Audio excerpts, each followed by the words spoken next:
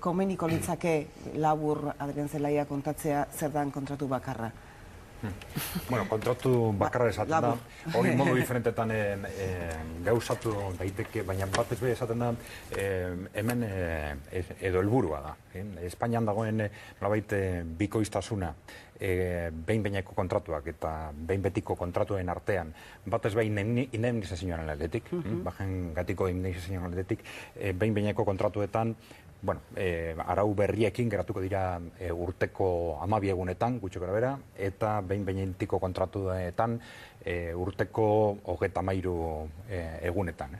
Orduan, esaten ari da, funtzean, ezberdintasun hori handi egia dela, eta orduan, krisi egoera honetan, langabeziaren ikuspegitik, esaten da, enpresa askotan gertatzen dira da, behin-behineko kontratuak amaitu, eta jendeak kaleratu egiten dela, enpresariak beldur direlako kontratu fijoa egiteko. Orduan, kontratu nolabait bakar batekin lortuko litzakena izango litzake nolabait aldaketa hori progresibo izatea, eta ez aldatzea urte batetik bestera horren modu erradikalian. Hori langabeziaren ikuspegitik planteatzen dena. Baina, horrelako hori ematen dugu razonablea, baina, kontestu honetan eta planteatzen den moduan planteatuta beti dago zalantza bardina. Hau da, zen punturaino benetako helburua hori dan, edo dan, enpresen kosteak jaistea. Eta hor nik uste sortzen dela batez be eztabaida. Bai, erantziko zenideko beste zerbait, Erandiaran? Ez, esango nuke, hemen ez dago edabe magikorik, langabeziarekin amaitzeko, eta badirudi ateratzen dute horrelako edabe hau, eta bai edo ez borobil bat eman behar hortan gaude ez. Nik uste dute badaudela hainbat faktore lan merkatuan egiten dutenak, bat da demografia, beste bat da hezkuntza maila, beste bat da egitura ekonomikoa, eta gero daude lan merkatuko instituzioak, eta horien artean batzuk dira kontratuak. 40 kontratu mota egotea herrialde batean oso arrazoizkoa ez da. Zaildu egiten duelako edozan erabaki. Eta egia da, Adrianek ondo azaldu du, bikoiztasunaren kontu hori, kontratu bakarraina poliki aztertu beharreko gauza da, baina abantaila nabarmen batzuk ere baditu, eta azken finean kontutan izan behar dugu gaurko egoeran kaleratzea bakasik debalde dela, zenbait jenderen kasuan. Eta oroar, jende gazteena izaten dela gainera behin-behinekotasunera kondenatua dagoena, eta kaleratzeak, eta berriro behin-behinekotasunera, eta holako gurpilzoro batean sartzen da, eta hortik ateratzeko zaila dela, ez? Patronala kritikatu egin du proposamen hau, sindikatuek ere bai, gobernuak esan du ez dela konstituzionala, azken horrekin ez nator bat, inundik inora, eta iruditzen zait, egoera larri baterako, behintzat, tentuz aztertzeko proposamen bat badela, ez dela harinkeriaz baztertu dara. Agian beste batzuk ez bezala zure ustez. Agian beste batzuk. Zerbait erantzi nahi kontuen inguruan? Nik erantziko nuke badirudi prekarizazioan iruditzen zaigula egin dela egin beharrekoa, eta ez sorpresak hartzen ditugu, eta nik ere susmoa daukat helburua akaso tentuz aztertzeko izango da, baino enaiz gehiegi fido egia esan hori bultzatzen dutenekin. Eta egia esan horrelako berriak hainbeste entzuten dian azkenek urteetan, nik askotan pentsatzen dut, ea noiz entzungo ditugun enpresen lehiakortasuna, internazionalizazioa, modernizazioa, konpetibitatea, horrelako terminoekin haua betetzen duten horiek, noiz defendatuko duten plantillaren egonkortasunak, plantilla formatu eta urtetan lan batean ari den batek duen gaitasun erantzi horrek eta zenbat laguntzen dion beste horri. Ze beste guztia badirudi helburu bat dela bere hortan, eta langileuari dagozkion atalak badirudi direla karga bat, kostoa jeisteko bilatu behar dan bidea, kostoa jeitsi noski besteen irabaziak ez daitezen inundik ere jetxi, eta ez zaite zilegi iruditzen, ze aberastasuna badirudi enpresa gizone bakarrik sortzen dutela, eta azten zaigu langileen lanaren bitarte sortzen dela, enpresa gizonari bereak endu gabe. Eta hori torri zait, zuen hizketan entzun da. Bai, nik uste dut komisarioaren ateraldi bat izan dela, eta gainera etortzea Espainiara esateko zer egin behar dugun kontratu bati buruz, ez dut ondo ikusten bat ere, ez? Nik uste dut hemen hitz egin behar dutena Bruselasen batez ere da, ekonomi neurri berriak martxan ipintzea di buruz da, ez? Nik uste dut hemen errezeta zaharrak ez dira funtzionatzen, eta eurak jarraitzen dute errezeta zaharrekin, ez? Eta, neurri berriak ipini beharko dute, Eta hortaz nahi dut entzun Bruselari hitz egiten, ez? Eta ez ze kontratu mota ipintzen dugun Espainian, edo beste gauzei buruz, ez? Honik ez daukate nahiko informaziorik iritzi bat izateko ondo egongo zen geizki, nahi gaur egunekoa ez bate ondoro iruditzen, bati bat beko aldean agolako, ez? Osea, master bat daukalako prekaritatean, orduan, karo, kontratu bakarra hola, era abstraktuan, negatiboan ez dut ikusten, kuestioa da, zein izango den horren helburua eta helburua alima danak egoera horretan egotea, prekarioetan, ez bakarra izategatik ez dago, ez? Baina, nik uste oraindik informazio nahikoa ez daukagula... Gauzatuko den ere ez eta... Ez bi bakarrik, bi gauza bakarrik. 2009-tik Espainiako zenbait ekonomilarik proposatu zuten jada kontratu bakarraren hori, ez da orain komisoriaren ateraldi bat, eta daukan bertuteetako bat, edo izan dezakenetako bat, dain zuzen ere, Marianek aipatzen zuen, egonkortasuna bermatze aldera langileari, nolabait erraztu enpresari, zenbat eta langile batek urte gehiago egon berarekin, orduan eta interesgarriago zaio berez, ezta? Orduan horrek errazten du inneizazio azkor bat ordaintzea ere. Beraz, kontratu honek nolabait bateratzen du errealitate bat dena, eta askotan enpresek galtzen dute gizakapitala, euren enpresei dagokien gizakapitala, eta langileak kaleratu nahiago dute, merke zaielako besteak beste, eta hor gertatzen den galera, kapital galera hori, kontratu mota honek egin batean bintzat moteldu edo lehundu egin dezake. Horrelako kasuetan nik uste oso importantea dela sindikatuekiko negozioa.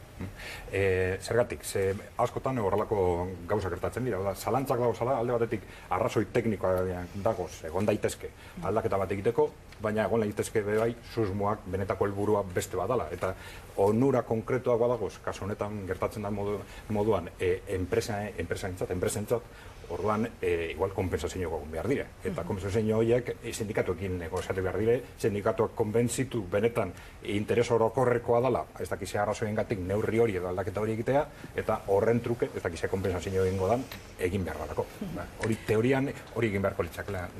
Entzutaz, Idoia Mendiak oraintxe esaten zuen errezeta zaharrena eta errezeta berrien beharrarena. Gaur jakin dugu iaz Euskal Autonomia Erkidegoko saltokietan 5% gutxiago edo saldu dutela, eta beraiek besteak beste diote, murrizketak ezarri direnetik, jendeak ez duela erosteko hainbeste ahalmenik edo beldur gehiago daukala, Gabonetako aparteko sariak ere eragin izan duela, ongi ulertu daitezkeen bi kontu dira, baina horregatik gertu da, uste dezue? Bai, hemen ere esan izan dugu lehenago, murrizketa giroak, murrizketa dakar, zalantza dakar, eta konsumo gutxitzea dakar hori bistakoa da, ez? Europari falta zaiona da nolabait bultzada ekarriko duen beste adar bat, beste arlo bat, nolabait guztia ezin da murrizketetan oinarritu, eta edapen politikaren batzuk ere martxan jarri beharko lituzke, eta aipatzen da, kaso Frantzia eta Alemaniak plan bat ote duten, eta baina gaur-gaurkoz ikusten ari garena, murrizketen kontua da, eta giro hortan ez da harritzekoa. Edo zein kasutan Alemaniak martxan jarriko du edo zein plan hauteskundeak pasa arte? Ez dakit zaila denik Alemania ere ez dut horren beste ezagutzen, baina logikoena iruditzen zait eurak ere euren egutegi elektoralari jaramon egitea beste guztiok egitea. Baina, zergatik beti zen dugu Europari falta zaiona da ez dakizze gauzak berriak egitea.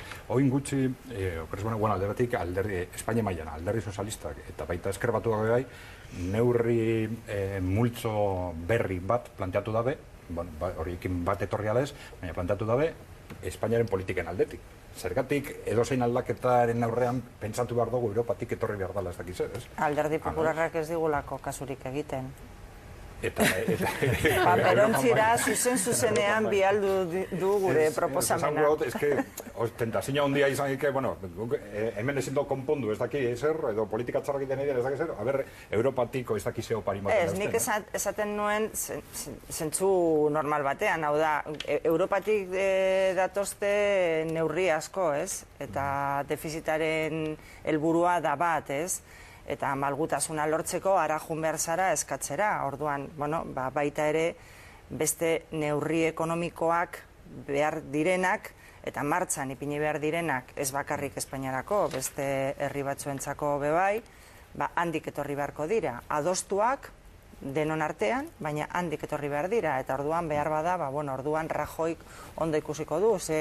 Gogora dezakegu nola Alfredo Pérez Rubalcabak hauteskundetan esaten zuen 2016an ipini beharko zen epea defizitarin helburua lortzeko. Eta Rajoik eta Alderdi Popularrak esaten zuen, zelako majarada da hori, ez? Eta orain, guri eman digute arrazoia, ez? Eta kasu horren bezala, beste hainbat kasuan daude, ez? Nik ala ere uste dut ez Europa eta ez Espainia, Euskal Herrian ere, irezke gauzak bestera batetara, ez plano txikiagoan ere bai, batzutan badirudi daukagun errealitate ekonomikoa mugiezina den zerbait bezala aurkezten zaigula, eta horren barruan nolabaiteko pieza mugimenduak bat eta bakarrik izan daitekela, gauzak ez daudela beste modu batetara egiterik, eta uste dut hori behingoz gainditu beharreko zerbait dela.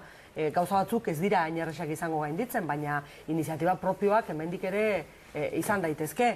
Zalantzarik ez dago, egia da. Izan beharko litzake, zegoera oso diferentea da. Bai, hori da. Krisiaren arrazoiak eta zeharo diferenteak. Hori da, naiz eta gero egia den, kanpoan hartzen direla, hemen hartu beharko lirateken erabaki asko, eta horre gure egunero akabaldintzatzen duen, eta konsumoan nabarmena da.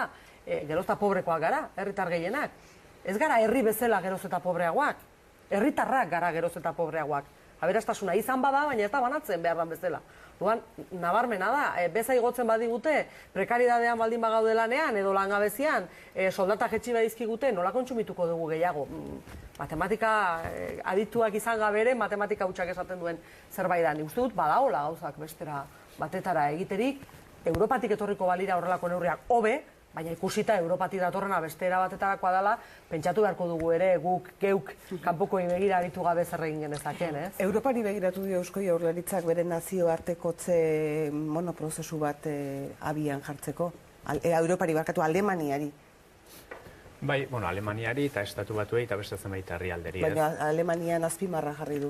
Bai, Europa barruan autonomia erkidegoaren bezero nagusia da, Nafarroaren bigarren bezero nagusia, eta hainbat gauzetan, eredu izan liteke, ez? Beraz, bertaraz asko saltzen dute Euskal enpresek, eta gehiago saltzeko aukera dago, beste herrialde batzuk, baino hobeto dagoelako. Ni bat nator, neurri maila ezberdinetan hartu daitezkela neurriak, hasi maila personaletik eta familia, herria eta maila guztietan, baina nik ez nuke ahaztuko Europak berak bere sorrera prozesuaren ondoren, orain baduela egoera bat, kanpotik begiratuta askok erabat ez egonkor, hauskor eta leherkor ikusten dutena, ez? Beraz, horregatik esaten nuen, nagusiki, benetako gakoa, kanpoan egon litekela horrek noski ez du kentzen, Jaurlaritzak bere neurrik hartu beharko ditu eta aldundietan eurenak eta bar, ez da? Baina, hazkunde handiko eguneak gaur egun ez daude Europan. Europa bera, kontinente, zahar bat, aberatsa, baina zahartzen ari dena, eta hazkunde tasa handirik espero ez dena, nun eta ez garen, Europa ekialderago joaten, ez? Azkeneko minutu bat, Adrian, Mondragonek Fagorrekiko hartu duen erabakia momentu batean aztertzeko. Bere bihotzari edo, ez dakit markapasosa jartzea dan, edo auspoa ematea dan, edo nola interpretatu daiteken hartutako. Aurreko gunean esan gendun zeu zer Fagor elektronistikusi buruz. Bere galerei buruz aritu ginen. Bai, batez be, Espainiara begira, historikoki, egun dira oso kokatuta Espainian merkatua, eta eraikuntzarekin oso lotuta, beten Espainiaren eraikuntzaren krisialdiak oso zuzen eta gogor jodau. Baina, urte hauetan nahiko mugimendu bizkorrak egin dituzte esportazioak sustatzeko. Okerrez banago momentu honetan esportazioak salmenten euneko 70 inguru edo egoten dira, beraz, mugimendu asko egiten ari dira, eta prinsipioz, horrelako erabaki bat hartzea, hor bi faktore dagoz, arrasteren kasuan, bata kooperatiba izabera, horre laguntzen dago asko krisialdi garaietan langileen aleginak, eta bezadetik talde izatea, horre laguntzen dago enpresa diferenten arteko laguntzak, ez? Prinsipioz, baikorki baloratu behar dela ez bakarrik egindako aleginen aldetik, baizik eta pensatu behar da hor espektatiba konkretu bat dagoela horrako errekin bat ikiteko Fagor elektronistikoz aurrera ateratzeko. Nik uste hori garen importantera. Bai, arraseteko kooperatibak badakigu ze garrantzi daukaten, elkartasun ariketa oso handi bat egin dute, eta nik azpimarratuko nuke 2008an jada euren arduradunek gerra ekonomia bezala definitzen zutela zaukaten eszenatokia, ez? Ez politikan eta askoz beranduago iritsi ziren analisiak.